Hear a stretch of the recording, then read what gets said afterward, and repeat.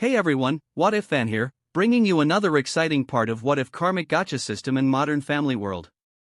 You can find the fanfic title and the original author's name on my Patreon page. Make sure to check it out and show them some love.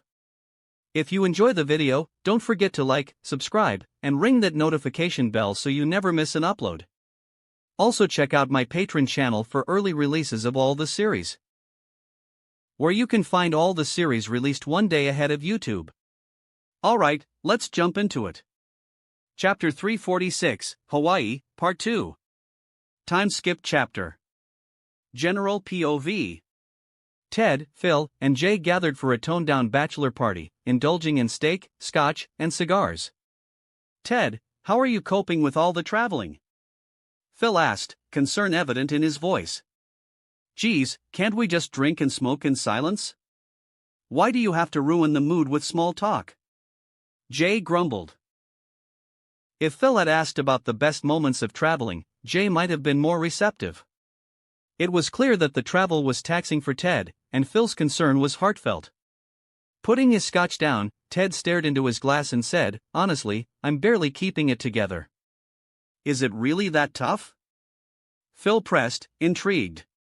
Jay rolled his eyes, finishing his drink, and almost stood up when Ted said, to start off, something weird happened to me in Japan. Jay immediately sat back down, realizing this wasn't the emotionally vulnerable sharing he dreaded. Something weird? Phil asked, leaning in with interest. More like horrifying, Ted replied, his complexion paling. I went to a Japanese bar and ordered some udon. While eating, I suddenly felt strange. Food poisoning? Jay guessed. Ted shook his head. No, not that. It felt like something was wiggling inside me, mostly in my liver. Then my entire body burned up. I had to take off my clothes. And then I saw it, my entire right stomach, it disappeared. What? Both Phil and Jay exclaimed, shock etched on their faces.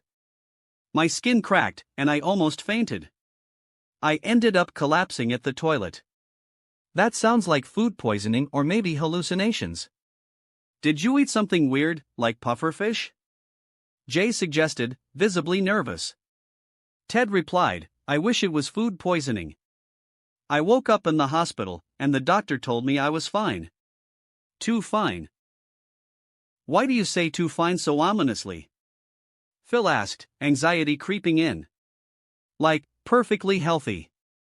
Even my liver, the cirrhosis damage, it's gone. Both Phil and Jay shuddered at Ted's revelation. I thought maybe there was something wrong with the restaurant, so I went back the next day. But the place had been closed for 40 years. Stop. I'm getting married tomorrow. I can't handle this right now. Phil shouted, fear evident in his eyes. Jay, however, had a different reaction. You went to a restaurant in Japan, got healthier after that, and you're worried? Send me the address. I need to go there too. Jay's father had died at the same age he was now, 63.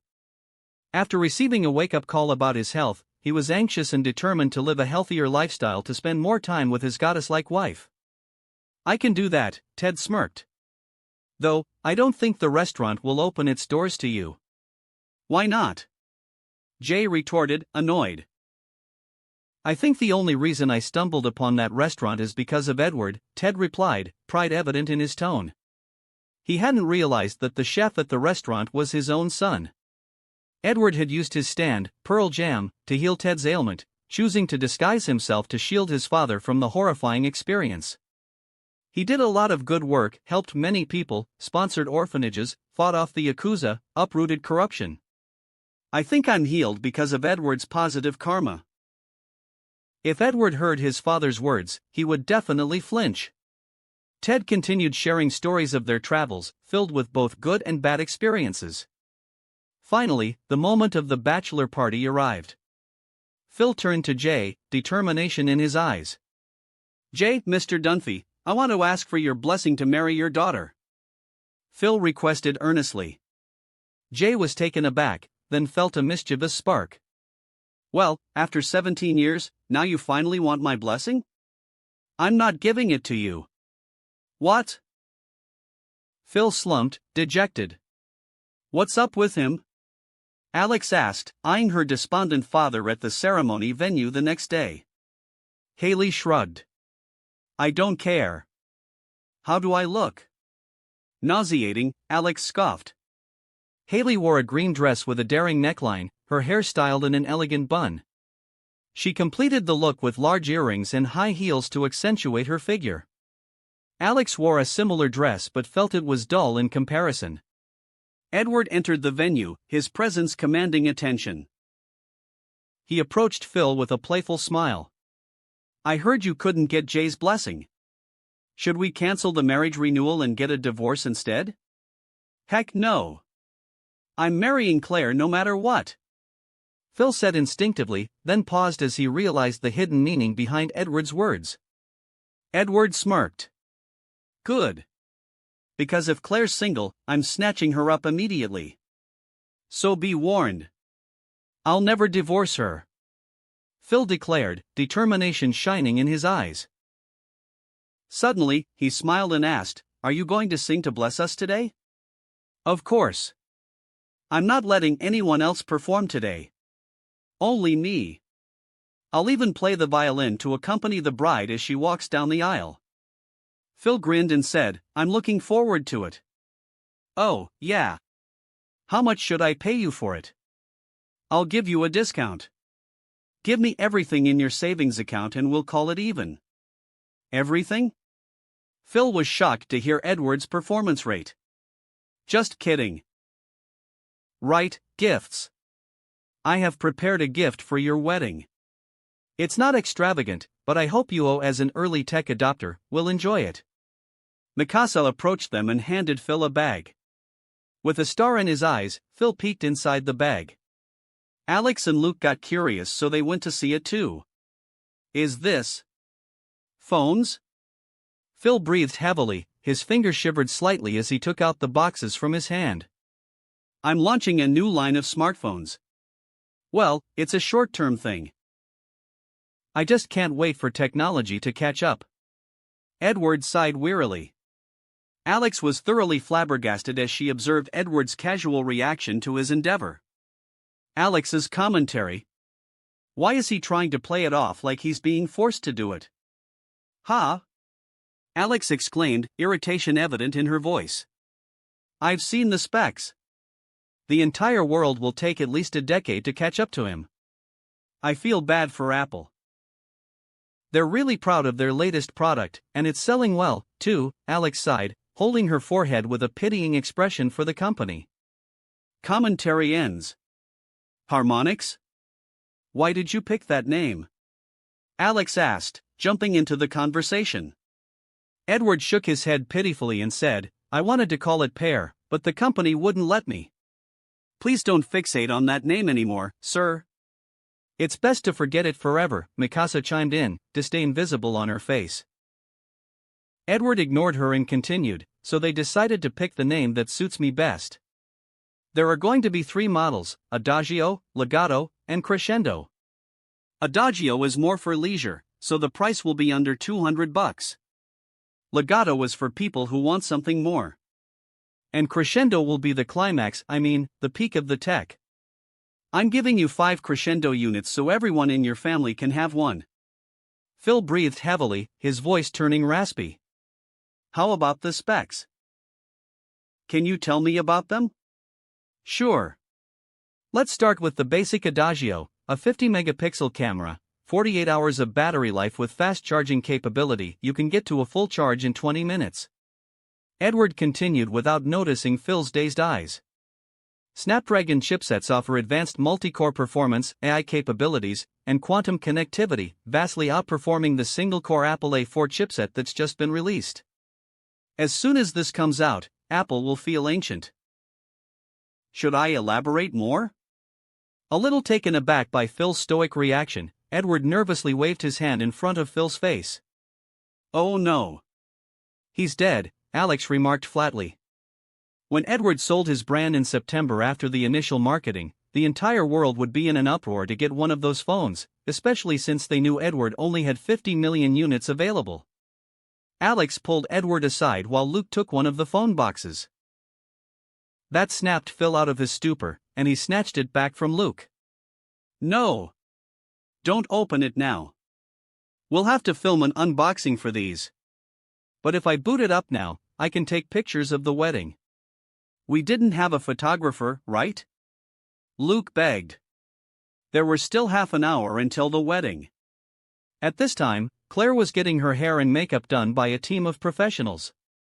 Claire flipped a document. The nervousness of a first-time bride walking down the aisle wasn't evident on her face. She turned to Frankie and said in shock, "Is he crazy? He's buying that much land? Is it necessary? The current building capacity can still support the company's growth. Not for the next 2 years. Edward's thinking about the future, so he's going to build a new company campus. It's going to be split into 2 locations, one in Silicon Valley and one in, that's a secret for now." A secret even from me? I'm the VP of Logistics. Claire was flabbergasted. "Please don't move, you're making our job harder," the makeup team begged politely. Sorry about that," Claire apologized and kept still, only moving her mouth for conversation. "Did you see that article? Edward is likely to enter the Forbes 100 list next year." Frankie nodded and said, "Yeah. But the main question is, what will his ranking be?" Outside the wedding venue, Phil felt a bit dejected, even though everything was going well. Ted noticed and asked, "What's wrong?" Since the wedding renewal is becoming more real, I'm regretting not including my dad and my mom in this," Phil replied, a tinge of sadness in his tone. Ted snorted and said, "About that." Phil suddenly heard his dad's voice coming from afar. He looked at Ted in shock. Ted smirked and said, "As the best man, do you really think I wouldn't have your dad at your own wedding?" Phil hugged Ted before running to his parents. Edward saw this and a sincere smile bloomed on his face. But he soon turned shocked when he saw Phil's mother. Betty White? Oh my God. Edward played his violin to create the atmosphere. Everyone had gathered inside the hotel wedding hall, waiting for the bride to enter. They were having an outdoor wedding facing the ocean, which provided a beautiful backdrop for the ceremony. "Looks like I finally get to walk you down the aisle," Jay said proudly as he escorted Claire to Phil, who was waiting at the end of the aisle. A Hawaiian priest had been hired to officiate the wedding. "We're here today to celebrate the renewing of the marriage vows of Phil and Claire. On this day, they've chosen to reaffirm their love for each other." The ceremony continued with Phil and Claire exchanging vows. Edward felt satisfied as he managed to witness this special moment. Then, they exchanged rings. "You may kiss your bride." Claire wrapped her arm around Phil as he leaned in to kiss her. "I present to you, still as husband and wife, Mr. and Mrs. Dunphy." Everyone cheered as the officiant finished the ceremony. Edward, Haley, and Luke took pictures, with Haley's photos turning out the best. Her dad even decided to print out the renewal ceremony picture from Haley's collection. They moved to the gazebo for lunch, and while everyone was eating, Edward walked onto the stage. "Hello, everyone. This morning, I heard an interesting story from my dad, which inspired me to finish the song. I hope everyone enjoys it," he said, full of sincerity. Edward sat atop a stool, holding a guitar and lowering the microphone to his position. "Is it about the bride and groom?" Phil asked excitedly while everyone jeered at him. Edward shook his head and said, "No. It's about the groom and the father-in-law." "What?" Jay was shocked to hear the answer. Edward didn't wait long and began to play a melodious tune on his guitar. "Rude Magic." He crooned with a charming expression, swooning even the waitress who's handing out the food. Saturday morning, jumped out of bed and put on my best suit. Got in my car and raced like a jet all the way to you. Knocked on your door with heart in my head to ask you a question, 'cause I know that you're an old-fashioned man. Edward looked at Phil and Jay, smirking as he sang. Yeah. Can I have your daughter for the rest of my life? Say yes, cause I need to know. You say I'll never get your blessing till the day I die. Tough luck, my friend, but the answer is no. Mitchell realized something and said, "Wait a minute. He didn't give Claire and Phil a blessing, even though they were in a fully committed heterosexual relationship? Imagine if we're the ones asking." Cam finished Mitchell's thoughts. Jay felt that his conscience was pricked, and he was a bit irritated.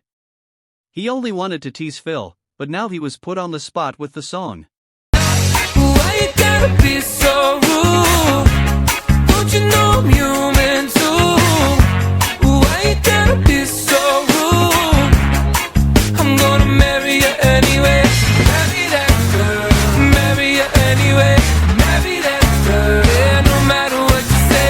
Marry that girl. And we'll be a family. Haley chuckled and said, "No wonder he's singing this one. It really suits Mom and Dad's story, doesn't it?" Alex nodded in agreement and said, "Definitely." Edward's angelic voice mesmerized the audience. Why you gotta be so rude? Frank Dunphy tapped Phil's shoulder. "He is incredible. I've never seen your mother smile like this." Edward winked at Grace Dunphy, who he thought looked like Betty White. The elderly lady was smitten with Edward instantly.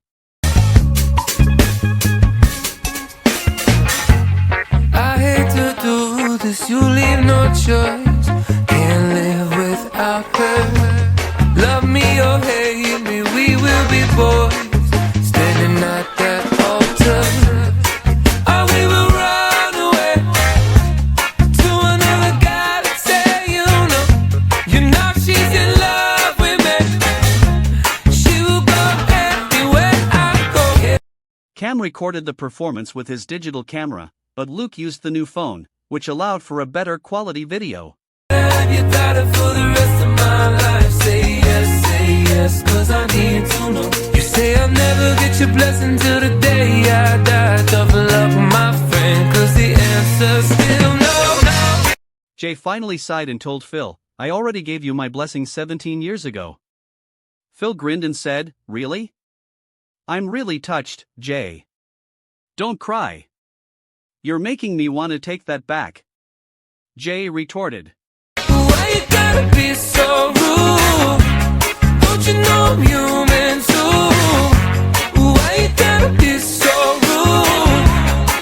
I'm gonna marry you anyway. Marry that girl. Marry you anyway. Marry that girl. No matter what you say. Marry that girl. And we'll be a family. Why you gotta be so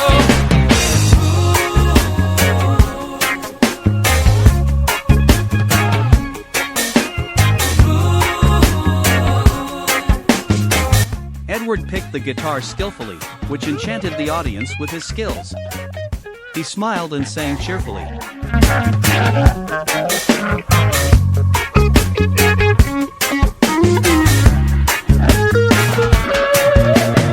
Can I have your daughter for the rest of my life? Say yes, cause I need to know. You say I'll never get your blessing till the day I die. Tough luck, my friend, but no still means no. Why you gotta be so rude? Don't you know I'm human too? Why you gotta be so rude? I'm gonna marry you anyway.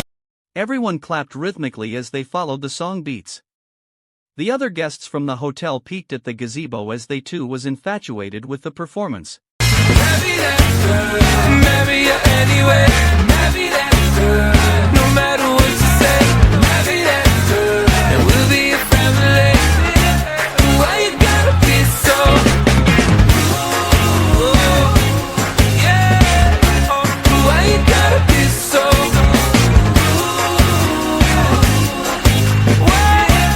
Why you gotta be so rude?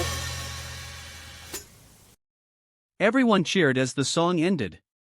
Claire rushed to the stage and gave Edward a bear hug. The celebration continued, and Edward slowly excused himself from the wedding, only to be caught by Haley at the door. "Are you already leaving now?" she asked, a bit worried.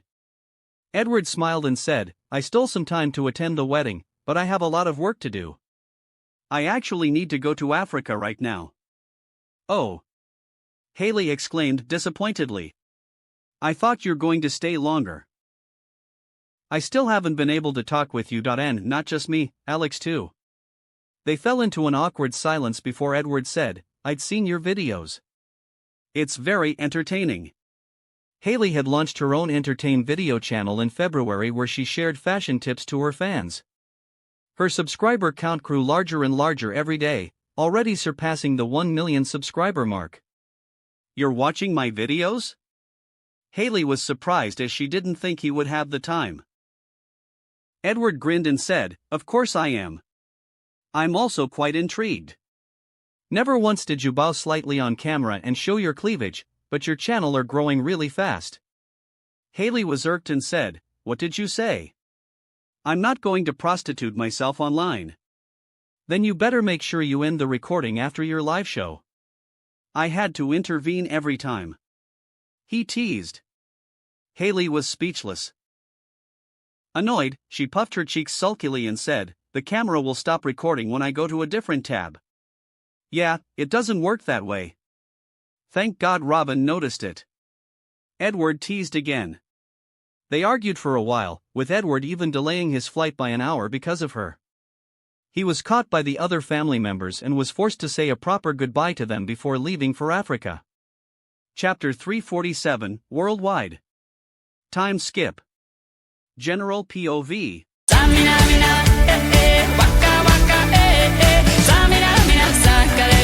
This time for Africa.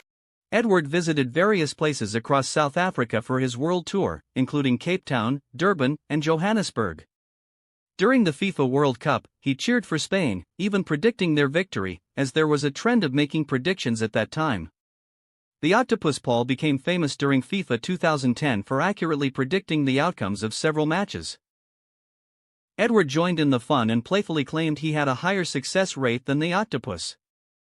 Edward felt bad for Paul considering a lot of people across the world were sharing octopus recipes, holding their resentment at the octopus. A lot of superstitious people out there, thinking that an octopus could actually influence the outcome of a match. For the final match, Edward planned to go to the stadium and invited his friends to join him. However, he was soon disappointed to find out that his friends couldn't travel out of the country for the World Cup since they were minors. Instead, Maggie, Amy, Vanessa, Taylor, Selena, Ashley Tisdale, Max, and Caroline got the tickets, joining Edward and his father in the VIP section of the stadium. Just a few days prior, Edward had met with the president of the country to discuss network installation, allowing him to secure all the tickets for free. They could have done this earlier. I wasted a lot of money buying tickets myself, Edward grumbled. However, it wasn't for nothing. Staff members with outstanding performances during the World Tour were rewarded with those tickets. 40 tickets were distributed to the company back in LA, including first-class tickets, 5-star hotel accommodations, and even a couple of days off for them to enjoy a vacation in South Africa, security included. After the World Cup concluded with the Spain team's victory, Edward accepted an invitation from the football team manager and met with the Spain national team before they flew back home. Why don't we see the field one last time? Sergio Ramos suggested. Edward was elated, his inner fanboy came alive. Living in Europe, these guys in front of him were legends. Have you played football? Gerard Pique asked politely. Although they were veteran players, they realized that the person standing in front of them had a higher status not because of his skills, but because of his wealth. Their manager had informed them that Edward had expressed several times in his Instagram live that he was interested in acquiring a football team for himself. Even if he couldn't do that, Edward's wealth made it possible for him to become a team sponsor. The players were reminded by their managers to be polite to Edward. Currently, Edward revealed that he had around $20 billion in personal wealth, showing the world only the tip of the iceberg. I played rugby before, but I'm a really fast learner, Edward replied to Pique. Edward trained briefly with David Villa and Andres Iniesta, astonishing them with his quick reflexes and highly developed skills. And with his friendly attitude, the players quickly opened up to him. The image of a rich entitled kid was gone, replacing it with a capable, athletic kid who loved football. Golden skill, Seishiro Nagi, blue luck, football. With your skill, I think you could try out for our club, Iniesta said, bewilderment in his tone. Edward wiped his sweat and said, I'm not going to. I'm too busy. Besides, my best friend will cry if I abandon American football. A paparazzo managed to capture a picture of Edward and the team playing football together. It was a photo of Edward pulling his shirt up and wiping his face with the hem of his jersey. The picture garnered a lot of attention, especially from his female fans. His body. Wow, I can't even, is he photoshopped? Lily, the fan club president, had another nosebleed and fainted at the sight of the picture. Edward toured as many countries in Africa as possible, including South Africa, Tanzania, Morocco, Zimbabwe, Zambia, Egypt, Namibia, Kenya, Botswana, Mozambique, Uganda, Ghana, Senegal, Burkina Faso, Ivory Coast, Seychelles, and Madagascar. Although there were political instabilities and a lack of infrastructure in many of the countries, Edward still went there to perform, even if he could only support a crowd of hundreds. Many of the countries turned over a new leaf after Edward met with their presidents. Even the international agents lurking in the governments were confused by the sudden changes, but they never connected it to Edward, as the changes began to appear a few months later. In Africa, no personalized songs were created in the country's languages, mostly due to Edward's hectic schedule, which made learning a new language almost impossible. After the World Cup, Edward went to San Francisco for the League of Legends World Championship. Millions of fans around the world gathered to see who would win the $1 million cash prize for first place. The event started with Edward singing the song Rise, and Vanessa finally unveiling her song, Legends Never Die. It was held in the Moscone Center after some upgrades by the entertainment staff. The stage was moved to the center, and an esports jumbotron made of LED screens was installed above the stage. For screens ensured that everyone in the hall could see what was happening on stage. San Francisco. Vanessa wore a stylish bluish-purple short skirt dress as she sang in front of the crowd of 10,000. Adorning a twin-tail hairstyle, her hair bounced around as she performed.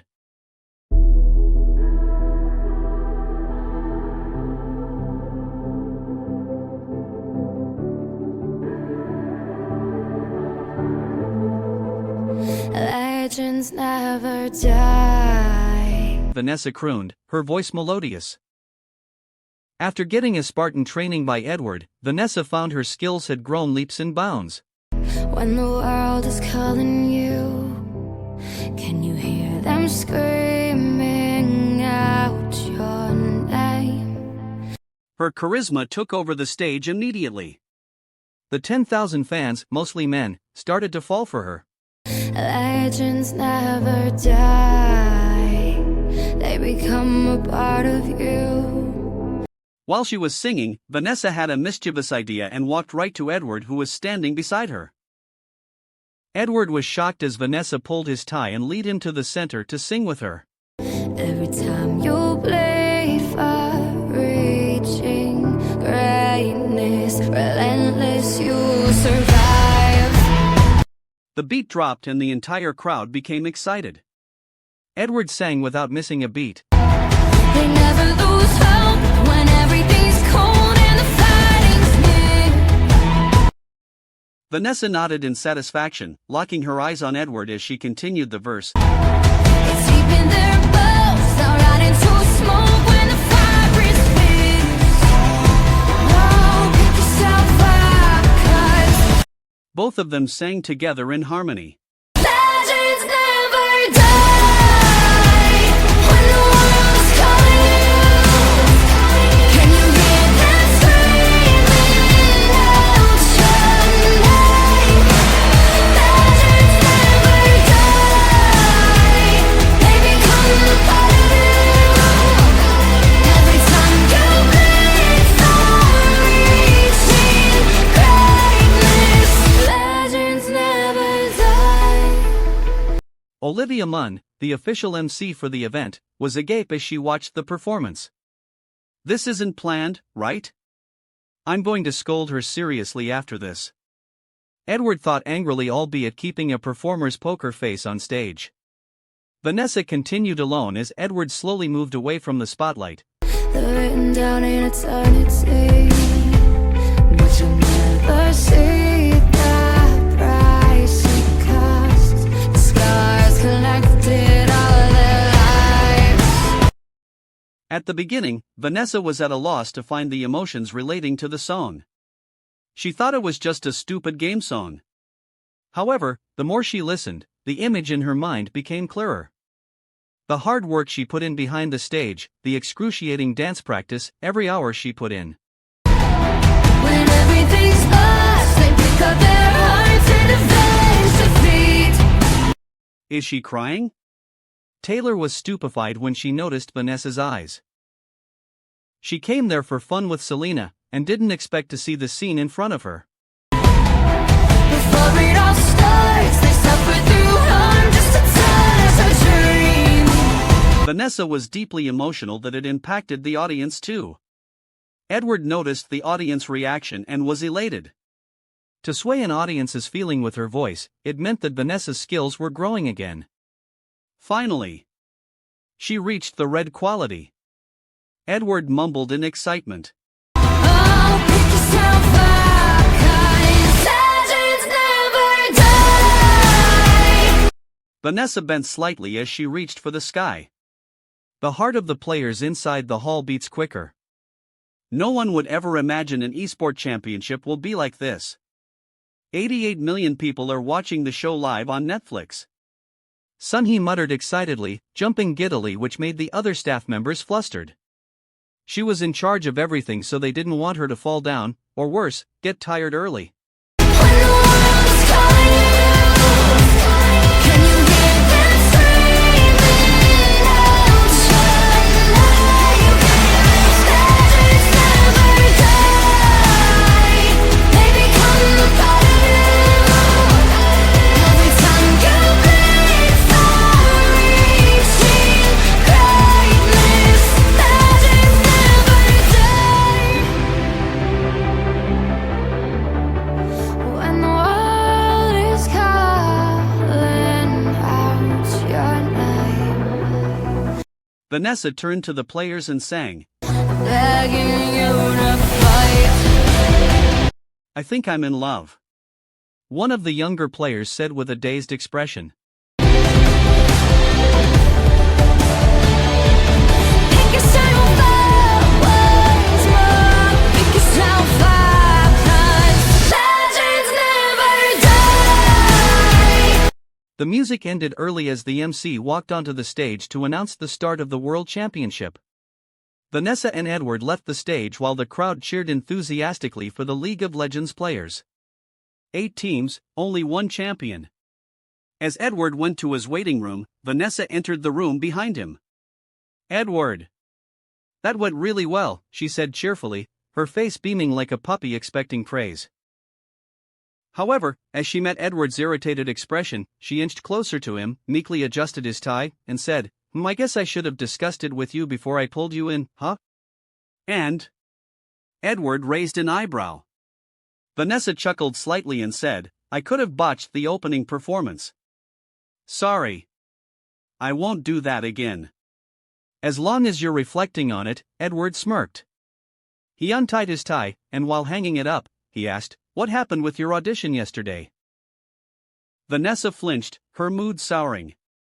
"Don't talk about yesterday. I don't want to relive that moment." "Is it that bad?" Edward looked at her with concern. "If you're actually bad, then I'm going to be worried about our zombie movie." "That will be fine. It has you in it," Vanessa replied cheekily.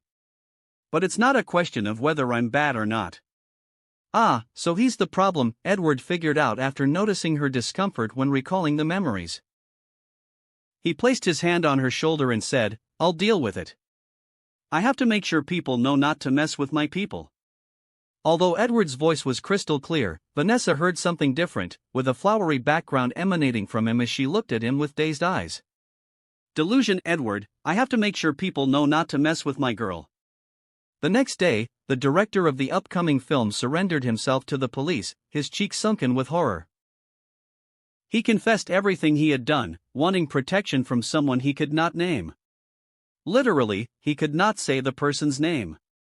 Every time he wanted to, his tongue would lock up, and he would be out of breath. "Where are you going next?" Vanessa asked. "It's summer, so I'm going to Coachella. But during my time in the Philippines, I promised the fans there a song. So I'm going to keep my promise. Next is the recording studio."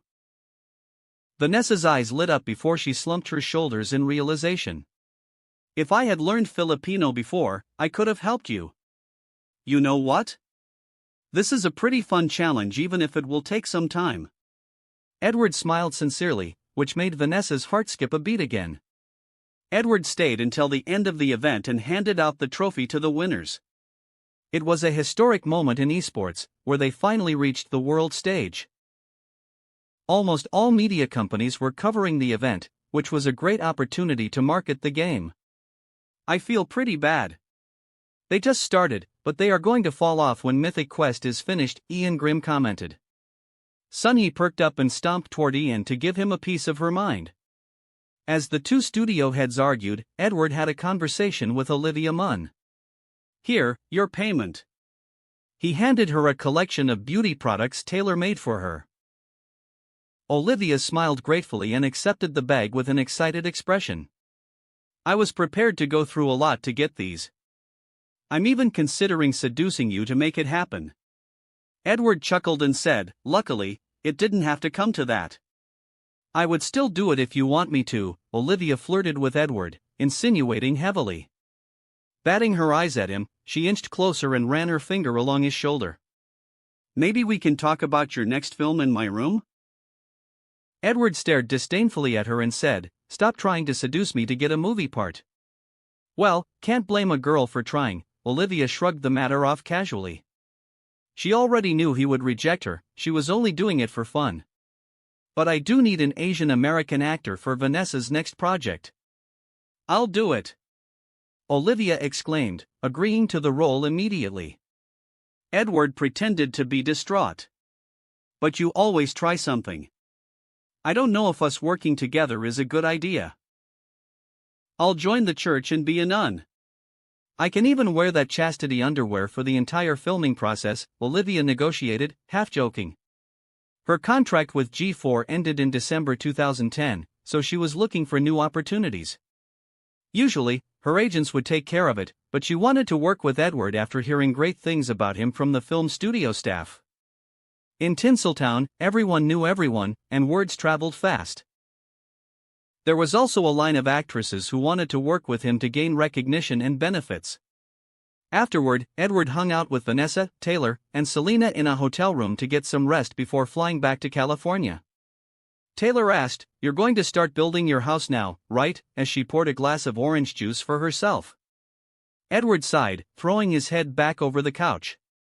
"Finally. I had to wait 6 months just to get all the paperwork sorted." Vanessa walked behind the couch and began massaging Edward's shoulders. "You know, I really miss the villa by the sea." "The one that got blown up?" Selena asked incredulously, her gaze judging Vanessa for acting like a kiss-ass. "Yeah, there was a calming factor in that house. I really loved waking up to the ocean," Vanessa replied. Edward sighed and said, "This one won't have any ocean sounds. Maybe crickets, since it's going to be up a hill." Taylor suddenly said, "I have a lot of money. I want to build a house too." "Not right now. It doesn't suit your style. After you completely transition from country to pop star, then you can do it. We want to keep your self-made label, after all, even though you've made a hell of a lot of money after leaving your finances with me." Selena raised an eyebrow and asked, bewildered, "Really? How much did she make? Dude, does it even matter?" Taylor immediately shut her down. Edward smirked at Taylor, making her flinch. "Shut up. Tell her, and I'll kill you. I don't negotiate with terrorists." She made around $200 to $300 million. "It's in that range," Edward exposed Taylor playfully. Taylor's face fell flat, and she looked at Edward with disdain. "That's not even close. Wait, that was 4 months ago. Is it really? Her expression changed as she considered the possibility he was telling the truth. Pepper made a whole lot more. Edward laughed in satisfaction at seeing Taylor's reaction. Vanessa hit Edward's shoulder with her fists in a playful manner and asked, "What about me? What about mine?" "You start a lot less than her," so Edward turned and whispered to Vanessa, shocking her when she heard the numbers. Taylor suddenly accused Edward, "The only reason I can think of how you can pull this kind of growth is that you fixed the charts, right? You bribed the company for information, didn't you?" "I'm not telling you my secret," Edward jeered. Selena, who had been listening intently to the conversation, clenched her fist and suddenly had a determined look in her eyes. She walked toward Edward and sat on his lap, shocking everyone in the room. "Hey, I have a proposition for you," Selena whispered seductively. Taylor fumed, "Bitch, get off him." Intrigued, Edward said, "I'll hear it first." Selena gritted her teeth and said, "How about, we dated for a while? Not for real, but just, on the surface." She needed a breakthrough to get to the mainstream. Although Wizards of Waverly Place was popular, her popularity was focused on the Disney audiences. She wanted more, and dating Edward would help with that. Edward nodded in understanding and interrupted her, "You were talking about what you're going to get from this, but how does it benefit me?" "I'm getting nothing from this, just attacks from Taylor and mine's obsessive shippers. Even though we're friends, I'll have to draw the line here," Edward said decisively. "You're not, my people after all," he continued, which shook Selena to her core. After forcing her to move, Edward stood up and prepared to leave the hotel room. Taylor felt bad for Selena, but she also thought that she had crossed the line there for suggesting that. Vanessa looked at Selena pitifully before deciding to follow Edward, leaving the room in a hurry. Vanessa's commentary: "I wanted to ask him something similar, but thankfully I didn't get the chance. I don't think he wants to date anyone right now, so I'm keeping my mouth shut. If I shoot my shot and ruin my relationship with him, I'm afraid of what will happen to me." She quickly waved her hand, "No. Not like, he's going to hurt me kinda context. But like, my mind. I'm not prepared. Let me be delusional a little while longer. Just until this crush goes away." Commentary ends. As Edward opened the door, Selena suddenly said, "What if I became one of your people?" Edward thought about it and asked, "When will you renew your contract with Disney?" "I still have one season of Wizards left. Then, it's renewal period. I can get a clean break from them and join your company agency," Selena said decisively. Edward thought about it while Selena waited for his decision anxiously. Edward tried to remember Selena's past work, but none come to mind except maybe the Spring Breakers movie and voicing Mavis in Hotel Transylvania. "I didn't watch only Murders in the Building, so I have no idea about her capabilities. Hell, it's not like I'm going to lose anything with it. Alright, we'll do it after your contract is over." "Dating?" Vanessa breathed heavily, her eyes shook anxiously.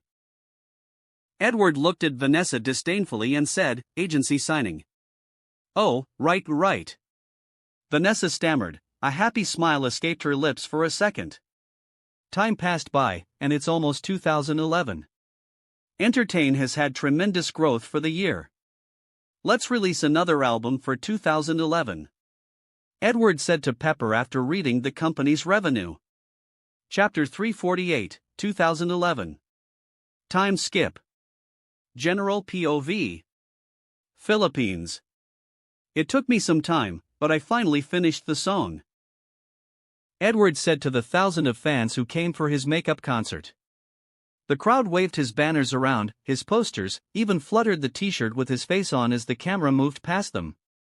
The song was finished 3 months earlier, but he postponed the release till the time he could return to the country. Binibini Izak Tabudlo. Bini,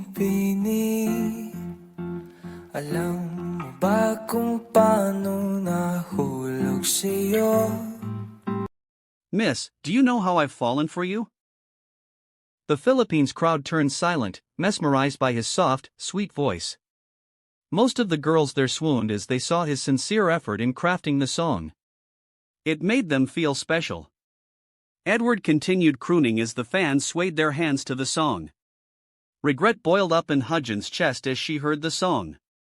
I should have learned Tagalog. Naramdaman lang bigla ng puso. Just a sudden feeling of the heart. Aking sinta, ikaw lang nagparamdam nito.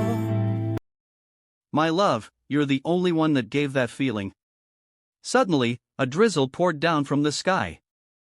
It fell onto the crowd inside the open-air stadium, however no one reacted to it. Some began to put on raincoats as they enjoyed the song.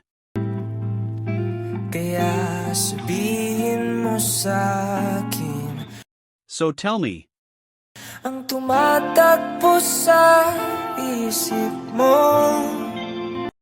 Things that are going through your mind. The slow build-up began to climax. The crowd had heart in their eyes as they watched as Edward got drenched by the rain, his hair falling perfectly covering his face and his white shirt stuck on his body, revealing his muscle lines. Kung mahal mo na rin ba ako? If you love me now as well, isayaw mo ako. Dance with me. Edward sang expressively, enchanting the audience. Sa gitna ng ulan, mahal ko. In the middle of the rain, my love. Kapalit man nito'y buhay ko. In exchange, I will give you my life. It was a legendary performance in the Philippines, something that would be talked about for years in the country. Gagawin ang lahat para sa'yo. I will do anything for you. Alam kong mahal mo na rin ako. I know you love me too. Edward continued singing the song as the crowd swayed their body, dancing together with him. After the concert, he went on a tour in the Philippines. People on the street, even the old ladies, knew who he was. It became chaotic everywhere he went, but he didn't mind it. Edward signed over 5,000 signatures for his Filipino fan club that came to meet him in the span of 3 days. After fully conquering the country, Edward went back to the United States to film for his Percy Jackson movie. Edward Newgate's new album would feature 12 main tracks and 8 bonus tracks. The album, Mood Swing, took the world by storm after its release. The track list included I Lived, Someone to You, Sweater Weather, I Ain't Worried, Just the Way You Are, 24K Magic, Demons, When I Was Your Man, Counting Stars, Runaway Baby, Rude, Someone You Loved. Bonus tracks: Dart un Beso, Spanish, Night Dancer, Japanese, Bling Bang Bang Born, Japanese, Binibini, Philippines. Hidden. The first day release sold around 10 million copies, and the pre-order numbers reached almost 60 million. A media commentator said in a podcast, if the first album is a success, the price for the second one will be increased. But he didn't do that. He kept the price at $19.90, which is a stupid thing to do. The guest, a well-known figure in the music industry, immediately disputed him. He kept the price for his fans' sake. We can see that he's not greedy for their money. Because he already has his own money, the commentator argued. The entertainment figure argued heatedly, and that is a great thing. For his acting fee, he only took $60,000, which is the industry me and I, Money isn't a factor for him, and that's a great thing. He can pursue his passion without any concern, that is, performing. The fans loved the new album. All 12 songs became a worldwide hit, which elevated his album prestige greatly. In Japan, Edward recorded an interview to market his album wearing a thick sweater as he faced the snow in the snowy Alps in Switzerland. Crossing his arms together, Edward looked at the Matterhorn with a reddish nose and cheek, apologizing to the fans. "I wanted to come back to the US and go on a talk show, but my schedule won't let me. If there's any talk show host willing to come here, I'd be glad to pay for your travel." Edward joked slightly as he talked to the camera. But then, Conan O'Brien entered the shot wearing a talk show host suit and aggressively walked towards Edward holding a microphone. The skit greatly enhances Conan's popularity. The interview took place inside a warm cottage where they drank hot chocolate together and talked about the album. Conan asked, "How did you come out with the title, Mood Swing? I listened to the entire album twice, so I understand it, but how did you come out with it?" Edward smirked and replied, "Because I'm a teenager going through puberty right now." Conan snapped his fingers and said, "I knew it. The mood changed a lot in the album. So did my body. I even got a zit yesterday." Edward joked. Inside a mansion in Lake Como, Italy. Edward wore a suit akin to that of a mafia don, sitting on the couch with one leg crossed over the other. The Godfather theme song played in the background as Maggie stomped into the room, holding a piece of paper. 200,000? He only offered me 200,000 and wants me to be fully nude? Guess who he's casting as the lead? Himself. What do you expect? He's a sleazy movie director. "I already told you not to go to the audition," Edward replied before flinching and resetting his persona. With an Italian hand gesture, he said brutally, "He insulted my family. Now I have to get involved. Tomorrow morning, there will be a horse's head on his bed." Before Edward could finish, Robin, the mature, tall, extremely gorgeous, tan-skinned Russian, walked into the room and interrupted him. Robin had used her previous Nico Robin appearance for her android body, which even Edward found powerless to resist.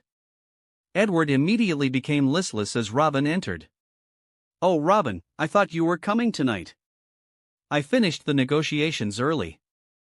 We have permission from the Italian government, but they have a request: 1. To limit the range of the network to only their country. 2. I have to have dinner with the representative." Edward raised an eyebrow and asked, "Is he stupid?"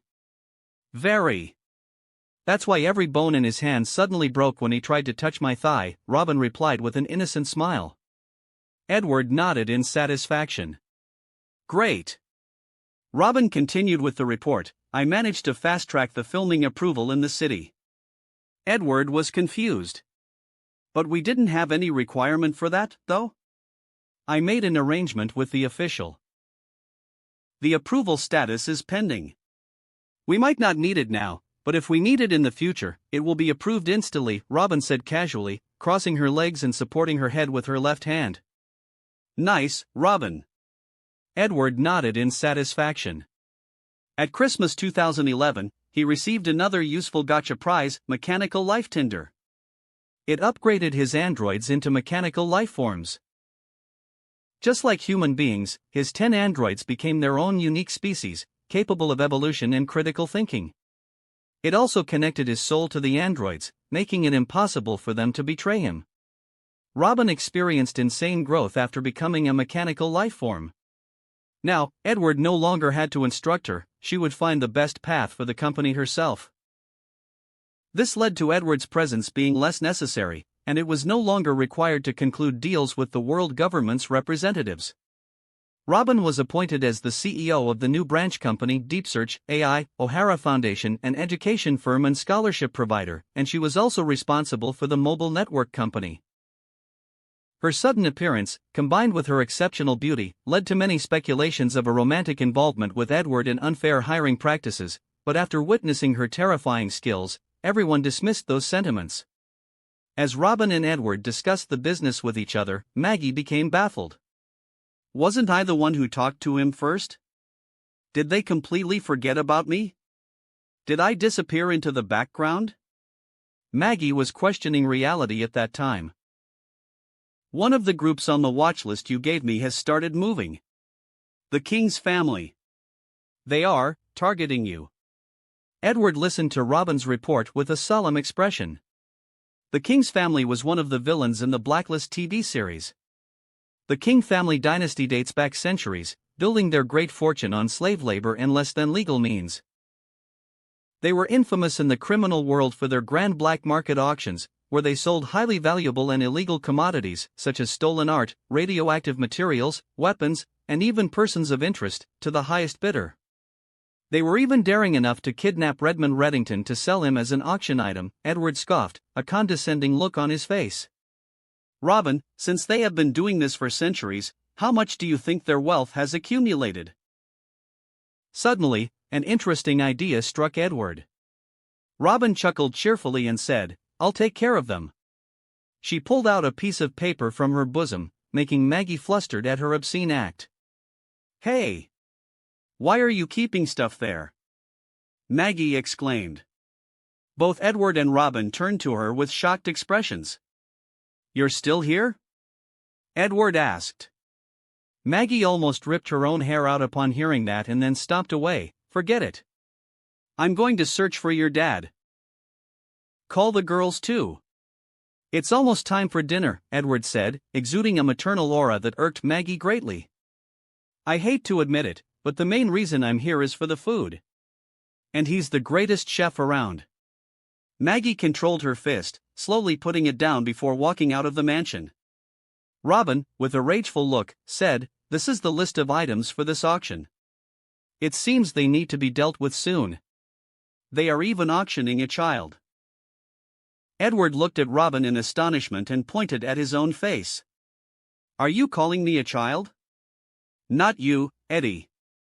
The 11-year-old Bulgarian boy, son of a whistleblower. Since his father died, the King's family put him up as an item for the Zmia gang to buy. They will enact their revenge on the son instead of the deceased," Robin explained. Edward nodded. "Well, let's destroy them. The Zmia gang and the King's family." Suddenly, Edward spotted a familiar name on two of the item lists. One of them was the Davidov Stradivarius, a violin made in 1712, stolen from its owner, Roman Totenberg, 29 years ago. The whereabouts of the violin had been unknown ever since.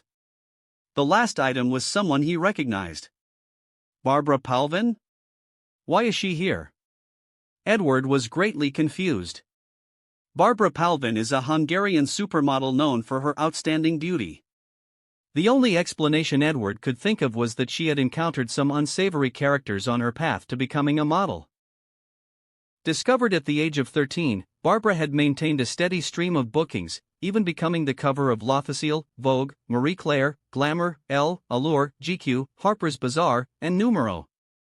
Without the King's family intervention, Barbara could have become the ambassador for L'Oréal Paris, which is why Edward vowed to eliminate as many villains as he could remember from the Blacklist in Chuck. They were unsalvageable monsters anyway. Let's just consider them trash and clean up a little. Edward's eyes suddenly lit up, and he leaned forward to Robin. "Hey, since it's about stealing stuff, I think Agent Twilight would be a great addition to the team, right?" Robin sighed. The mechanical lifeform capable of ruining an entire city-side, largely due to her creator's unique hobbies. Agent Twilight was an alter ego Edward had created based on Lloyd Forger, in which Edward disguised himself using face masks to steal from the evil in the world. It was an enjoyable pastime for Edward, but he didn't know that Robin had labeled his endeavor as an 8th grader syndrome, Chinibu, moment from his puberty. On a side note, Twilight had climbed to the top 3 of the FBI's most wanted list, especially after he stole from the head of the CIA, a member of the shadow government in the Blacklist TV series. In fact, he had stolen from 5 people in the shadow government, causing losses of over $50 billion. Even if they were powerful people, they cannot recoup the losses as it was earned illegally, which made them very hateful towards Agent Twilight. A few days later, Barbara Palvin woke up in a hospital ward. "Ha! Where am I?" Her mind was in chaos after being put under a date rape drug for 5 days following her kidnapping. The last thing she remembered was someone knocking out her manager and placing a damp rag drenched with chloroform over her mouth and nose. After checking the calendar, her breath nearly stopped. She sat up immediately and ran her hands over her body to check if anything was wrong. Her hands trembled as she clutched her knees, fear washing over her. Suddenly, a familiar face entered the room. "Hey, are you all right?" Edward came to meet her himself. Barbara was astonished and stammered, Edward Newgate? You must have been scared out of your wits." "Don't worry, nothing happened to you. The kidnappers were caught before they could do anything." "Lies." Barbara's lips quivered as she gazed intensely at Edward. "How are you involved in this?" Edward shrugged. "I'm telling you the truth. They couldn't do anything to you because you were part of the commodity they wanted to sell. They have a rule not to touch the product before the client, so you were saved when the FBI raided the whole scene before anyone could buy you." Barbara was in disbelief. She clenched her fists, almost crying from frustration. "I shouldn't have trusted that bastard." She had been lured into this mess when she and her manager were baited by a guy pretending to be a staff member of a prestigious modeling agency in Seoul. It was supposed to be a turning point for her career, but now she felt her entire image was ruined. Collecting herself, Barbara looked at Edward and asked carefully, "I'll ask again, how are you involved in this?" "Oh, I got caught too," Edward said casually, leaving Barbara stunned. "What?" she asked, shocked. Edward wasn't lying. To figure out the venue for the auction, he had allowed himself to be kidnapped. The location would only be decided on the night of the auction, so no one could know anything beforehand. 30 minutes after Edward was caught, his entire security detail was mobilized, along with the FBI, CIA, and Interpol. But when they arrived, it was too late. Everyone inside the mansion with a criminal track record was already dead, including the king's family. The representatives had lost their memories of that day, and no one could recall what they were doing. The representatives were ordinary people, so Edward didn't off them, but he did make them tell him who they were working for. Edward had hypnotized the father and two sons, making them reveal every single asset they had acquired. He transferred everything away under a pseudonym and completely cleaned up the operation. Barbara's gaze softened when she heard that Edward was a victim too. He recounted the story of his vacation in Lake Como, where he had been kidnapped while ordering gelato ice cream and crepe. Barbara began to cry afterward, and Edward comforted her. Her manager was killed by the kidnappers, she lost one of her best friends. "Are you going back home? I can take you home with my plane," Edward offered, slightly pitying her. Barbara shook her head and said, "I think that's the only option for me now that I have to retire." "Why do you have to retire?" Edward asked, puzzled by her decision. Barbara replied, "My manager is the CEO of my agency. I only trust him. And with the articles that will come out from this incident, my image will crash." Her answers made Edward even more confused. "There will be no articles that will come out though," he said casually. The FBI, the CIA, and the Interpol all wanted to cover up the incident to avoid public scrutiny. After all, there were records of their agents working together with the king's family. Edward copied every single transaction record they had before the authority came, so he knew how to blackmail them into covering up the incident. "I have to protect my image too. If it gets leaked that I got kidnapped again, people will start to think that it's a marketing stunt." Edward stared at Barbara and realized that she was still scared. I guess I can help a bit more. Do you have anything on your schedule for next week?" Edward asked. Barbara was confused, "Huh?" Next week, the Hollywood media would be in frenzy as Edward brought Barbara as his date for a charity auction to raise money for AIDS research located in Los Angeles. It was a charity with multiple celebrities supporting them, so the event has paparazzis all over it. TMZ headline: Edward Newgate and Barbara Palvin's dating rumors? Chapter 349, Movie in Europe. Time skip. General POV. Inside Edward's private jet, he sipped champagne while reviewing a few documents. The first Percy Jackson movie had performed surprisingly well at the box office, contrary to Edward's predictions, though he was rarely accurate in his assessments of such matters. 650 million? How? Edward crumpled the box office data in frustration, feeling lightheaded. Rubbing his sore forehead, he sighed and asked, "Is this because of the follower count?" His sharp gaze fixed on Sage, who was sitting across from him. Whenever he checked the employee file for his Afterlife project, he noticed that Sage's follower count was rapidly increasing. She now had almost 40 million followers, which puzzled him. His own Instagram followers had reached 500 million, so what did the 50 million indicated in her file mean? Sage sipped her tea casually and replied, "They are your diehard fans. Your Swifties, so to speak. They would do anything for you, even support your less than stellar movies." "So the movie is bad?" Edward asked, his concern palpable. Sage shook her head. "It's good. I went to see it in theaters. You really nailed the Chimera fight, and I loved that you included an eyes-lighting-up moment whenever Percy accessed his demigod powers." Suddenly, Caroline and Max popped out from behind Sage's chair. Caroline exclaimed exaggeratedly, in that dark, rainy night scene when he ripped out the Minotaur's horn with a cold expression, and the thunder illuminated the dead Minotaur after he stabbed it with its own horn, "that sealed the deal for me. That Chalamet guy really knows how to act." His sadness after his mom's death felt real, Max added. However, what truly sold the scene was Edward as Luke Castellan, comforting Percy by sharing a similar experience. This decision had been supported by Rick Riordan after thorough discussion. "When did you two become movie commentators?" Edward asked, disbelief evident in his voice.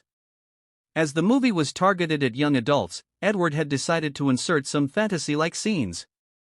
It was a gamble, and the director took risks. The camera work during the sword fights was inspired by battle manhwa, creating a unique fighting experience that was exclusive to Entertain Studios. In 2010, the studio had released 5 movies: Self-Made in February, Warm Bodies in August, Percy Jackson 1 in November, the animated movie Frozen in December, and a few Netflix specials such as Geek Charming. Frozen had climbed to $1.5 billion in box office collections, making it the highest-grossing movie of 2010, surpassing Toy Story 3. Queen's Gambit limited series became a worldwide hit after it was released in September 2010, which brought Maggie a lot of fame. Edward got her a role in Ted afterward, replacing Mila Kunis as the female lead. Edward invested in a lot of movies and studios, bringing up multiple movies to the big screen ahead of its time. Arcane was released in February 2011 on Netflix, and it was praised for the great storytelling and writing. Edward received multiple awards for Arcane Season 1, and together with Breaking Bad, he cemented himself as a superior screenwriter and director. Both Arcane and Frozen were created by Edward while he digitized himself. It took almost no budget except for voice actors' payments. "But right now, I'm not sure if the success was due to my influence or skills," Edward mumbled. Sage replied lazily, "Like I said, the movie is really good. Your fans aren't brain-dead. They know how to discern quality. If it were a bad movie, they wouldn't have liked it so much." Edward felt comforted by Sage's words, but he decided to test things out. "I think I'll make a bad movie on purpose, just to see if my box office influence is real or not." Despite saying that, Edward became engrossed in the filmmaking experience. It was his directorial debut, a vampire movie suitable for all audiences. Enid was extremely excited when she heard that Edward would play the vampire duke himself. She got a nosebleed and fainted. Edward even visited her in the hospital, greatly concerned for her well-being. "Who's going to play the female lead?" Pepper asked. "Vanessa is working on her TV series, Diner, and Maggie's busy with her next movie, The Hunger Games." Diner was an original Netflix limited series, just like Queen's Gambit. It was basically the plot to Señorita music video adapted to become a series. Hudgens acted together with Lucas Till, who would become Havoc in X-Men in the future. It was a female-focused movie like Queen's Gambit with relatable writing that resonated with the blue-collar and female audiences. "I guess it will be my first time interacting with Hollywood's agents. I usually pick the actresses I wanted, so I never experienced it. I guess I should experience it once," Edward said with a smirk. He slapped the script and said, "But, since the script isn't that great, I don't think many would react to it." He was wrong, yet again. Edward was forced to attend another gala in Hollywood after Pepper noticed his low public appearances in the country's media. Actors, public figures, entertainment moguls, and top agents all attended the gala as it gave them a great prestige boost and appeal. Even if Edward attended the gala with Taylor, Vanessa and Maggie, it didn't stop the other actresses from actively flirting with him. After a tumultuous week, Edward finally decided on the actress. "Won't it interfere with your current work?" "No, we're already finishing that up," Emma Stone replied to Edward as she came to the movie set. The movie, Draculine, focused heavily on the connection between the vampire Draculine and the heroine, Catherine. A romantic fantasy with a class disparity subplot, romance elements straight out of a female lead manhwa. With Emma Stone's skillful acting, it complements greatly to Edward's masterful personification of the inhuman character. The story started with Catherine, a homeless girl, running away from a bunch of ruffians in New York City. Then, she climbed down the sewer to prevent herself from getting caught. However, the ruffians followed her inside the sewer tunnels. She ran desperately until she accidentally fell into a secret part of the tunnels. There, she saw a handsome young man, dressed like an aristocrat in the Victorian era, sleeping soundly with a stake penetrating his heart. As the ruffians encircled her, she took out the stake from Draculine's body to use as a weapon, unaware that she had awakened something terrible. The movie took only $20 million to produce.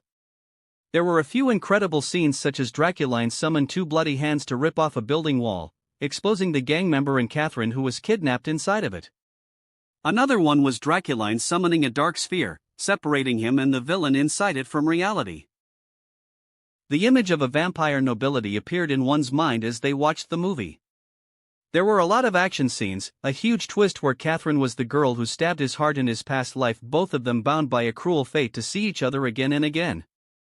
Her fate was to always be killed, and his fate was to always see her die in his arms.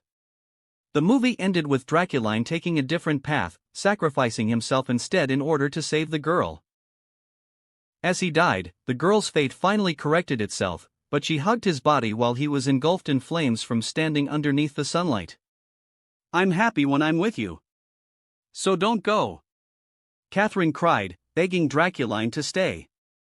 It brought tears to the audience's eyes, especially for those who loved fantasy such as Enid.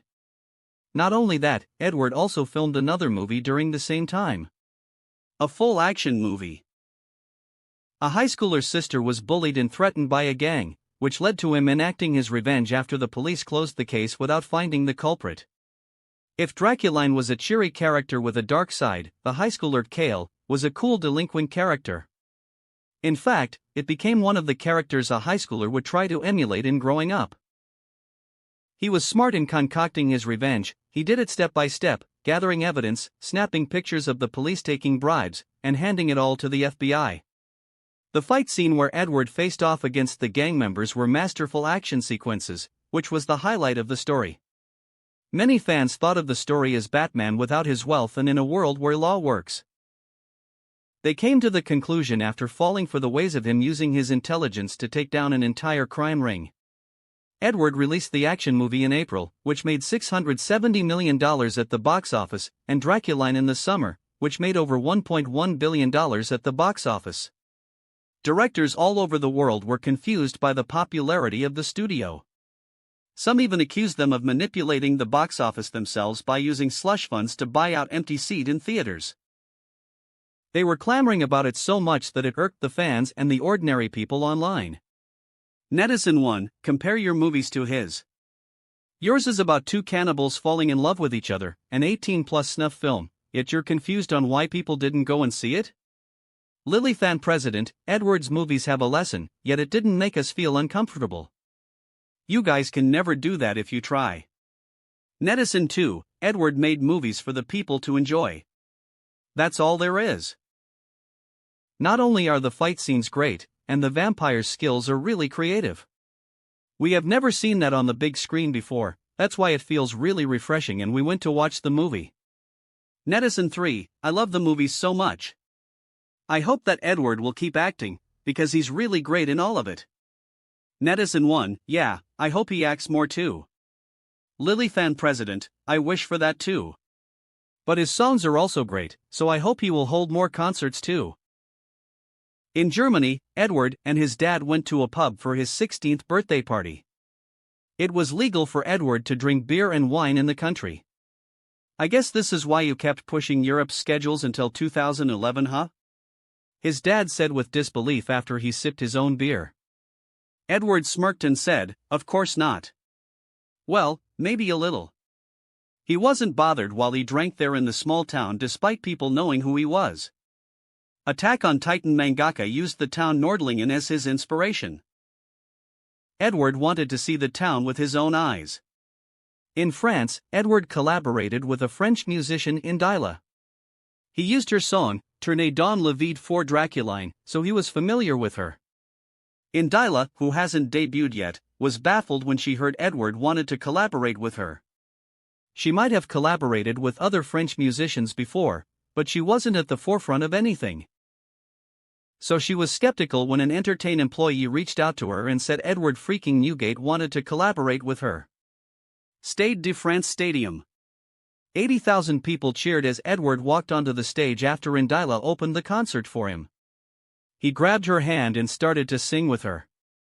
Indila a dernière danse. Edward crooned sweetly.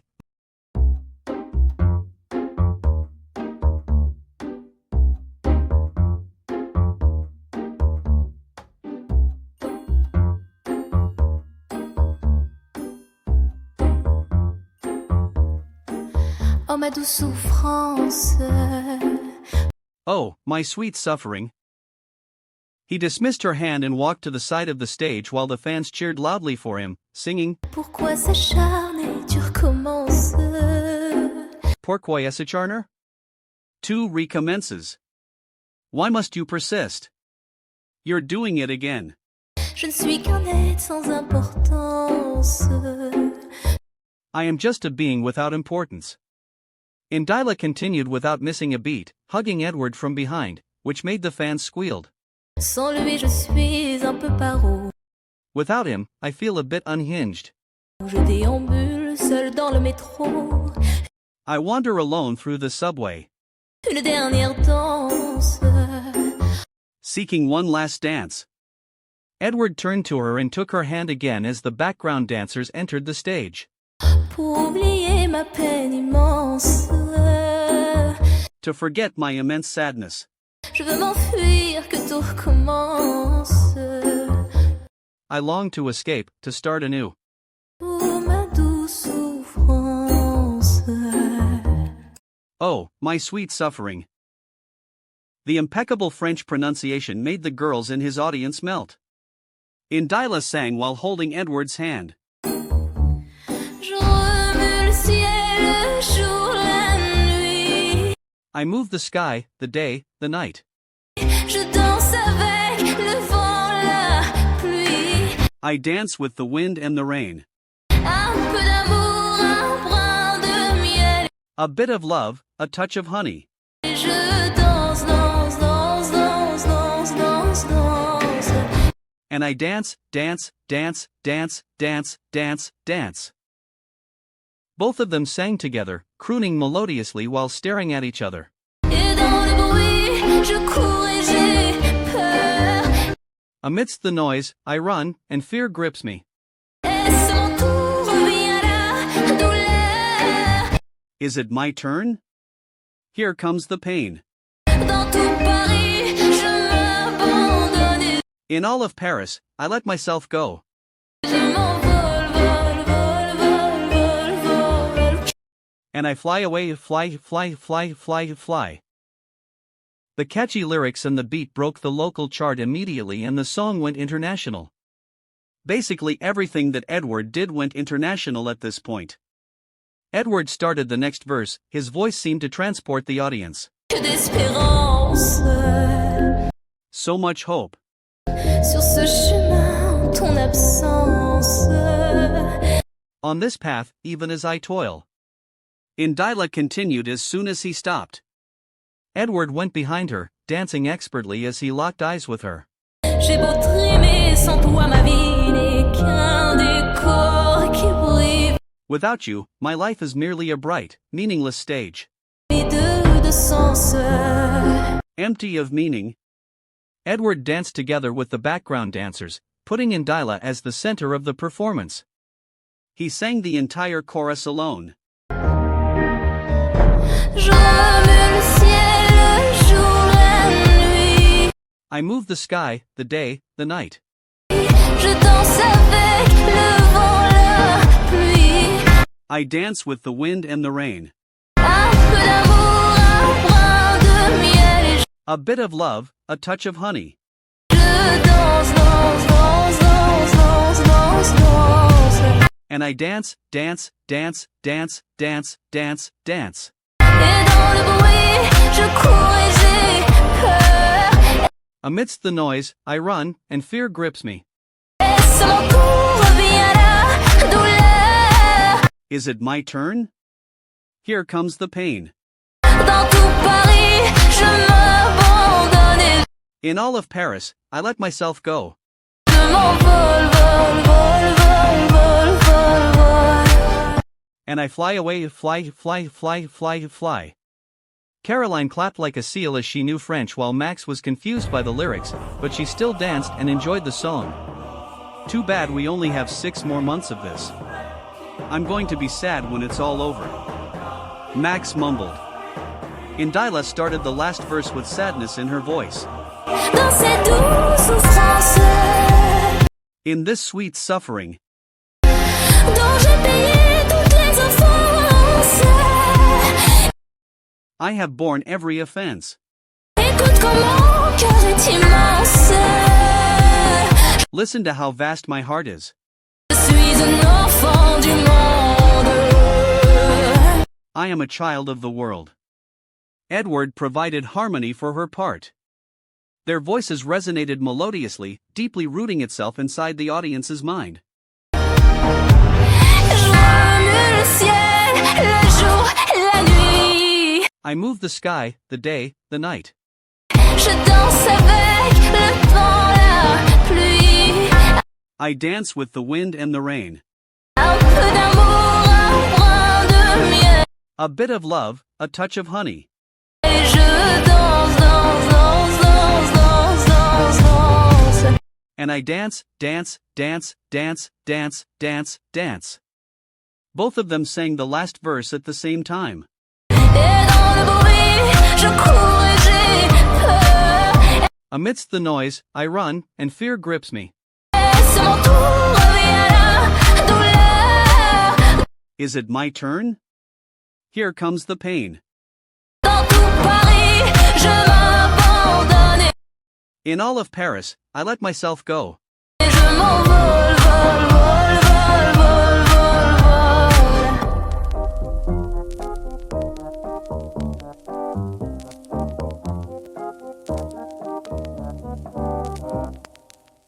And I fly away, fly, fly, fly, fly, fly. As Edward took control of France, something that wasn't difficult since they had already surrendered to him, he went sightseeing in Paris with Barbara Palvin. Sitting together at a cafe near a bustling street, it almost seemed as if they wanted their meeting to be visible to the world. I became the L'Oreal brand ambassador, just like you said I would, Barbara said, looking at Edward with adoration as she rested her head on her hand. Edward dipped his croissant into his coffee before taking a bite. I knew you could do it. Really? You didn't bribe them or anything? Barbara teased. Edward scoffed, "You're pretty enough, so I didn't have to." Barbara felt her cheeks flush slightly as she lowered her gaze to her cup. Is he flirting with me, or is this just his personality? Conflicted, she suddenly remembered something. Oh, right. She pulled out a piece of paper from her purse and presented it to him. I got my visa, so I'm going to be living in LA starting next week. Oh, Edward replied flatly. Barbara hesitated, feeling a bit down. Aren't you glad? I'm glad for you. It will be a good breakthrough for your career, he said, sipping his coffee. Barbara understood the implication in his words.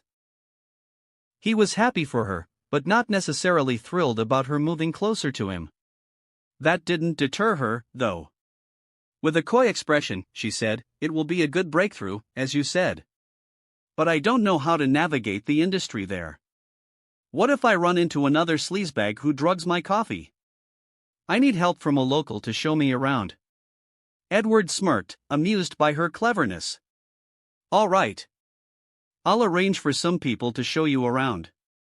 You can relax, I trust them with my life." "Okay, but since you're vouching for them, I'll call you whenever I want to vent about them. Is that all right?" Edward laughed. "Sure. You can complain to me if they're lacking. Now I have an excuse to call you," Barbara said gleefully. "Should we go to Notre Dame next?" Edward asked after finishing his food. Barbara feigned surprise. "You're inviting me out on a date? Finally? Do you want to go or not?" Edward asked, inching his face slightly closer to hers. Barbara was taken aback, her heart racing. In France, laws prohibited taking pictures of someone on the street without permission. Even journalists or paparazzi could face fines of up to €45,000 and a year in jail for publishing unauthorized photos. Yet, some people decided to risk it all when they saw Barbara and Edward holding hands in front of Notre Dame. Time passed by, and it was already 2012. Edward spent 5 months in Europe until made a film for his new project, Psychopath Diaries, in the UK. Edward rented out a building in Chelsea as he didn't want to stay at a hotel for the duration of the visit. However, the location of the house was leaked in the first week he was there, so he bought a £15 million stately home miles away from London. The house was built in 2006, but it has the character of an old aristocrat home. Edward held a few parties at the house while he was there. "I'm finally 17 years old," Edward said as he checked the calendar. "I've been away for so long, and I've already gotten what I wanted. I guess it's time for me to go home," he muttered with a longing smile. Time skip ends. Chapter 350, Return. General POV.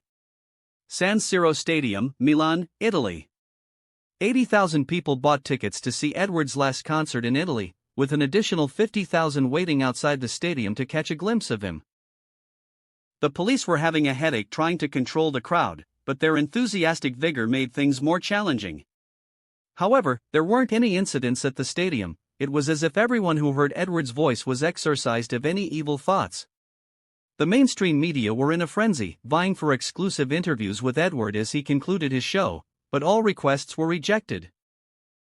Shirtless, Edward clutched his guitar after finishing a performance, which made the entire crowd cheer thunderously.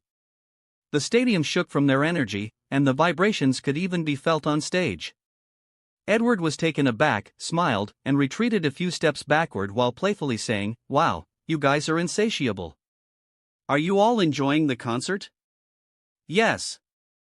We love you, Eddie." "Edward. Edward. Edward. Edward. Sell me the guitar. I want to lick the sweat off."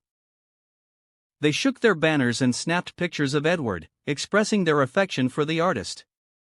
A/N, Seuss. Edward laughed, his smile enchanting the audience. With his wolf-cut hair, muscular torso, and prominent canines, it was highly debated that he was the most handsome man in the world at that moment. In fact, he even beat out Bradley Cooper in 2011 and was named the sexiest man alive. It has been quite a journey. I traveled across 100 countries, performed in 60, and met many interesting people. But it's time for me to go back home. The crowd whined, and some even wailed and cried. "No! Don't stop the tour. We still want to hear you sing live more. I'll buy all of the extra merchandise, continue with the concert." Edward smirked and said, "Sorry, but I want to rest a bit." Desperate wails echoed inside the stadium, but then they turned into laughter as the audience understood him. For 2.5 years, Edward had been working relentlessly, and it showed. "I'm going to leave with a bang. For the last song, I'll sing, well, you guys can guess it. Enjoy, and goodbye. Zitty e buoni, Mainskin." Edward grabbed his guitar and strummed the catchy upbeat intro to the song. The rock music invigorated the crowd, which made them cheer until their voice turned hoarse. Most of them lost their voice after the concert ended. He closed his eyes, placing his lips close to the microphone, and smiled. Loro non sanno di che parlo. They don't know what I'm talking about. Vestiti sporchi fra di fango. Clothes are dirty, bro, of mud. Giallo di siga fra le dita. Io Cigs yellow in between the fingers. con la siga camminando. I'm walking with a cig. His mesmerizing voice and bad boy-like persona made many girls blush. Edward rocked the guitar and walked to the side of the stage, singing using the head microphone instead. Scusami ma ci credo tanto. Pardon me, but I really do believe Che posso fare questo salto. that I can make this jump. Anche se la strada è in salita. Per And even if the street is uphill. quest'ora mi sto allenando. I'm training for this now. The girls at the end of the stage reached out and touched his leg, but they didn't grab him as he came near them. Edward smiled and patted one of the young tween's heads before making his way to the microphone stand again. Buonasera, signore e signori. And good evening, ladies and gentlemen. Fuori gli attori. Bring out the actors. Vi conviene toccarvi i coglioni. You better hold on to your balls. Vi conviene stare zitti e buoni. You better keep quiet and be good. Qui la gente è strana tipo spacciatori. Here people are weird, like drug dealers. Edward left the guitar melody to the band and focused on singing. Pointing his finger at his temple, he acted disgruntled and rebellious. Sage recorded the performance, feeling satisfied by Edward's growth in the last 2 years. Troppe notti stavo chiuso fuori. Too many nights I've spent locked outside. Mo li prendo a calci sti portoni. Now I'm kicking these doorways. Sguardo in alto tipo scalatori. Staring up like climbers. Quindi scusa mamma se sto sempre fuori ma. So sorry mom if I'm always out, but... Linda, Edward's therapist, took notes as she translated the lyrics. I guess he's fine now. He doesn't need therapy anymore. The crowd cheered enthusiastically, but Edward's voice wasn't drowned by them. A normal human being's voice would drown, but not his. Sono fuori di testa, ma diverso da loro. I am out of my mind, but I'm not like the others. E tu sei fuori di testa, ma diverso da loro. And you are out of your mind, but you're not like the others. Siamo fuori di testa, ma diversi da loro. We are out of our minds, but we're not like the others. Siamo fuori di testa, ma diversi da loro. We are out of our minds, but we're not like the others. Suddenly, Edward rapped in Italian.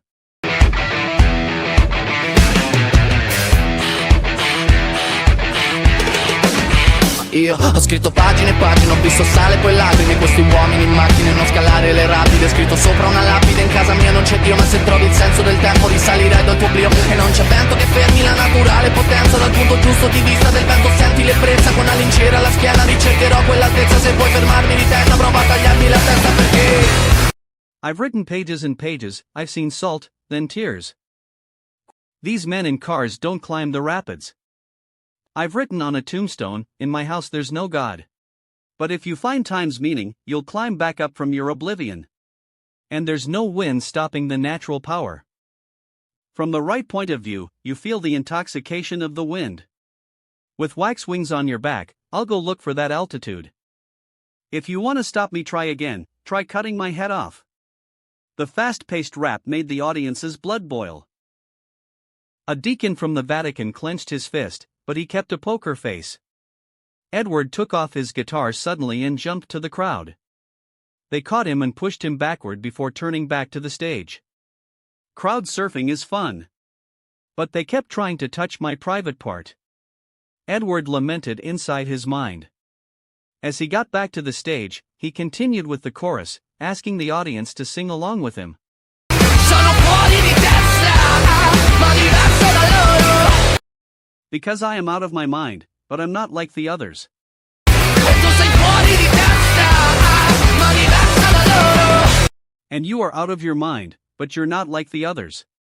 Siamo fuori di testa, ma diversi da loro. We are out of our minds, but we're not like the others. Siamo fuori di testa, ma diversi da loro. We are out of our minds, but we're not like the others. A few staff members came out carrying a shirt gun and blasted the merchandise to the fans. More than 1,000 shirts were given for free at the concert. Slightly arching his back, Edward lowered his head and sang before going around the stage to greet the fans again.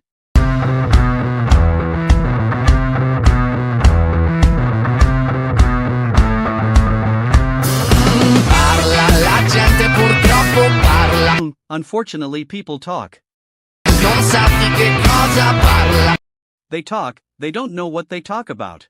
Tu portami dove sto a galla. Bring me where I float. Che qui mi manca l'aria. 'Cause I lack air here. The concert was at its peak as Edward screamed. Parla, la gente purtroppo parla. Unfortunately, people talk. Non sa di che cosa parla. Tu portami dove sto a galla. Che qui mi manca l'aria. Parla, la gente purtroppo parla. Non sa di che cazzo parla. Tu portami dove sto a galla. Che qui mi manca l'aria. They talk, they don't know what they talk about. Bring me where I float. 'Cause I lack air here. Unfortunately, people talk. They talk, they don't know what the fuck they talk about. Bring me where I float. 'Cause I lack air here. He waved at the fans, which confused them. Suddenly, a helicopter flew on top of the stage. They dropped a rope for Edward, and two staff members on stage quickly placed a harness for Edward. He's escaping through the air. No. Don't leave E. It was already an hour after the concert was supposed to end. Flying out of the stadium was a necessity at this point. Ma sono fuori di testa, ma diversa da loro. E tu sei fuori di testa, ma diversa da loro. Siamo fuori di testa, ma diversi da loro. E siamo fuori di testa, ma diversi da loro.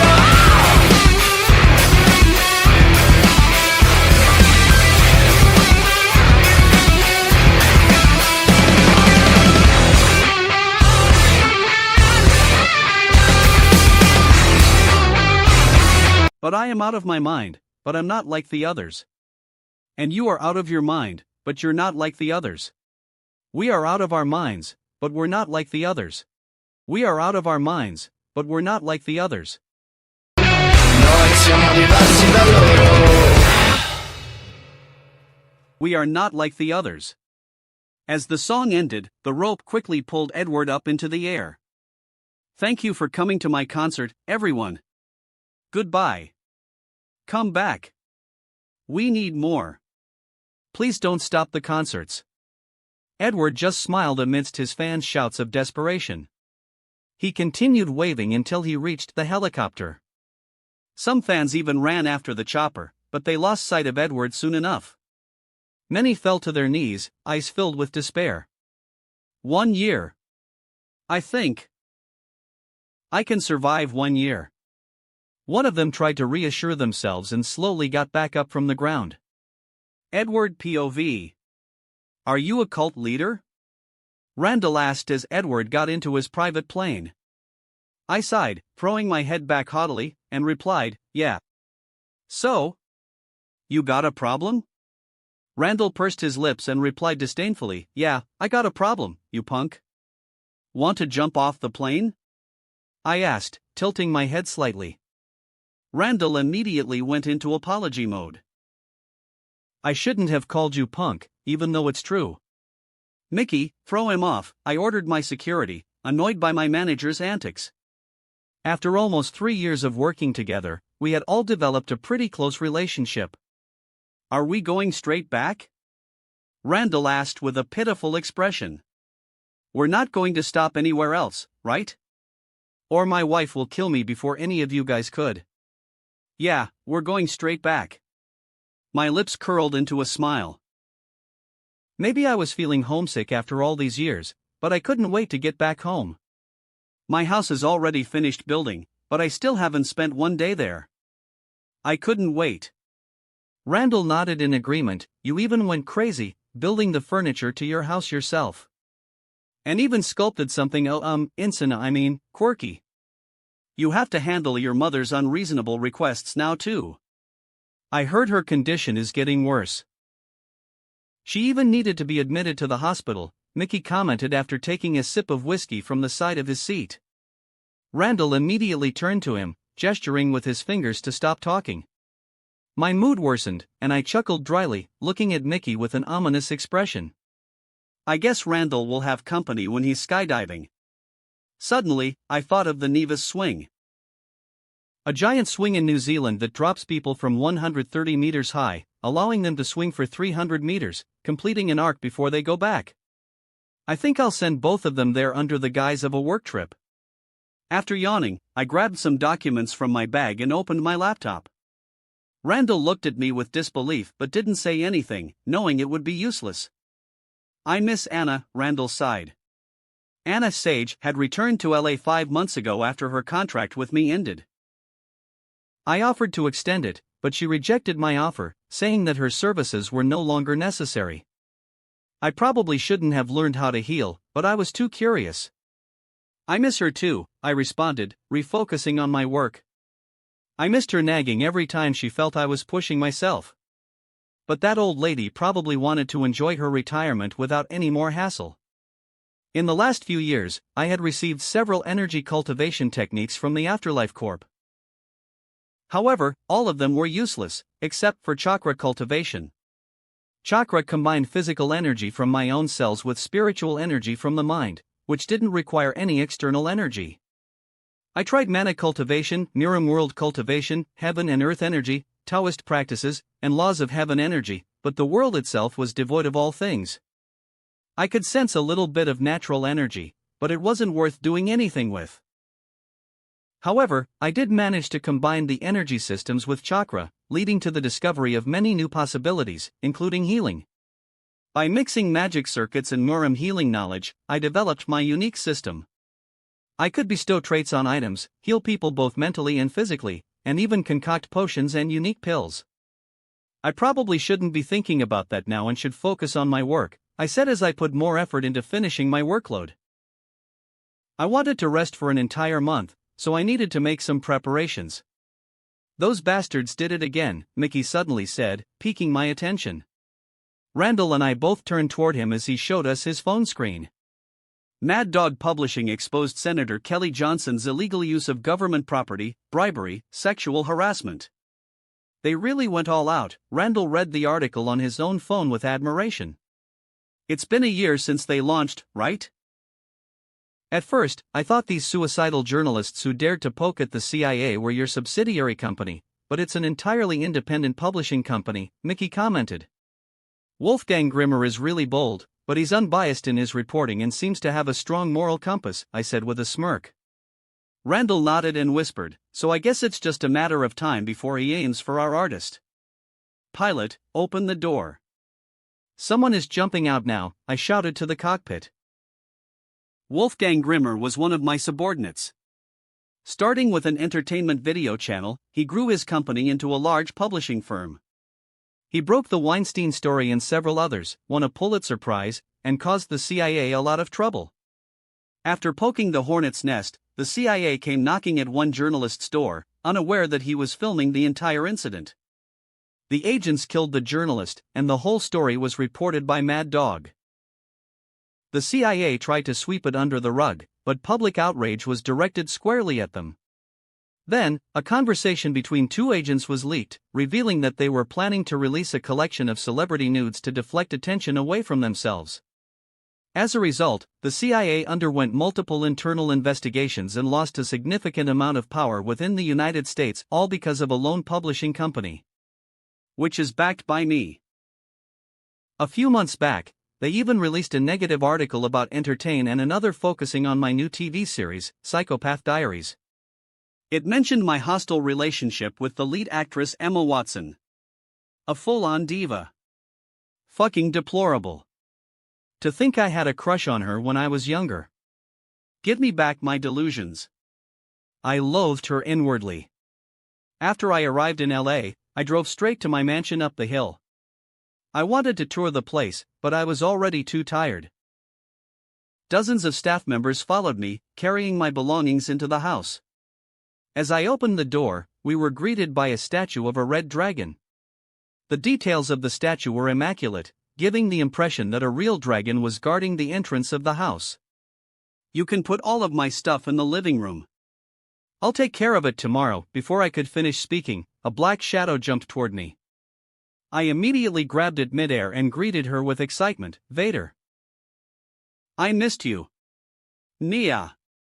Vader meowed in excitement. She returned with my father 3 months ago, as she was showing signs of getting stressed out from the constant moving. After hugging her gently, I placed her on my shoulder and addressed the staff members. All of you have been working hard for the last 2 years. I promise that I won't let your efforts go in vain. If you have any requests, or if there are any departments you want to transfer to, just tell me. I'll do whatever I can to repay your hard work. I wanted to give them job promotions and pay raises, but none of them wanted it. Traveling the world, seeing your performances. We've already received our rewards. Rather, we've been spoiled, a young Chinese woman said with a cheerful expression. They all left quickly, knowing that I wouldn't go to rest if they lingered inside the house. After 2 years, they were well aware of my personality. I'm tired. I laid down on the king-sized bed in a messy room with luggage and storage boxes scattered all around. Vader nuzzled her head on my shoulder as we went to sleep. I slept for 20 hours that day after a week of managing only 2 hours of sleep each night. The next day, before I could wake up on my own, my dad came into the room and opened the curtains, causing me to groan in dissatisfaction. Come on, Edward. We're going to Disneyland, he said cheerfully. Go by yourself, I groaned, covering my eyes with Vader. That wraps up this part of What If Karmic Gacha System in Modern Family World. Thanks so much for listening. As always, new parts drop every 4 days, so be sure to stay tuned. Also check out my Patreon channel for early releases of all the series, where you can find all the series released 1 day ahead of YouTube. If you enjoyed the video, don't forget to like, subscribe, share it with your friends, and please consider supporting the original author as well. See you in the next one.